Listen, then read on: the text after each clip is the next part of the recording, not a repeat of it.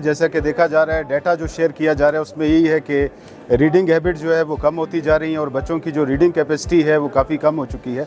उस चीज़ को उजागर करने के लिए इससे पहले 5 किताब गाड़ियाँ जो इंट्रोड्यूस करवाई गई थी, जिसका नंबर अभी बढ़ाकर 13 कर दिया गया है।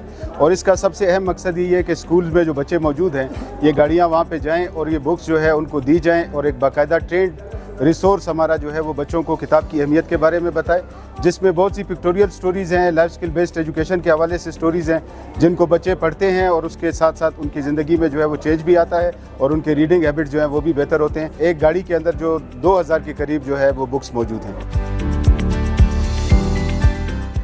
बलूचिस्तान जो है तकरीबन आधा पाकिस्तान है और एक स्कूल दूसरे स्कूल से एवरेज 23 किलोमीटर के फासले पे होता है। स्कूलों में बेसिक फैसिलिटीज़ का फुकदान होता है, तो mobile school is one of the wonderful solution कि किताब गाड़ी के ज़रिए हम बच्चों में रीडिंग हैबिट्स को फ़रोग़ दें और बेसिक फाउंडेशन लिटरेसी और न्यूमरेसी को बढ़ाएं।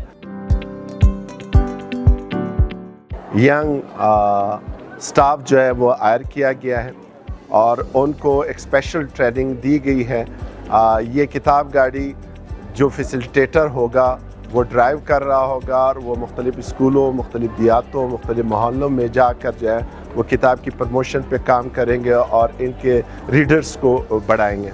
और ये जो लॉन्ग वेकेशन में छुट्टियों में ये मुख्तलिफ़ गाँव में दिन के वक्त जो है जाएंगे, बच्चों को इकट्ठा करेंगे और बच्चों को मुख्तलिफ़ किताबें देंगे और वो किताबें पढ़ेंगे। उसकी जो लर्निंग की कंटिन्यूटी है वो भी वेकेशन के दौरान भी चलती रहेगी।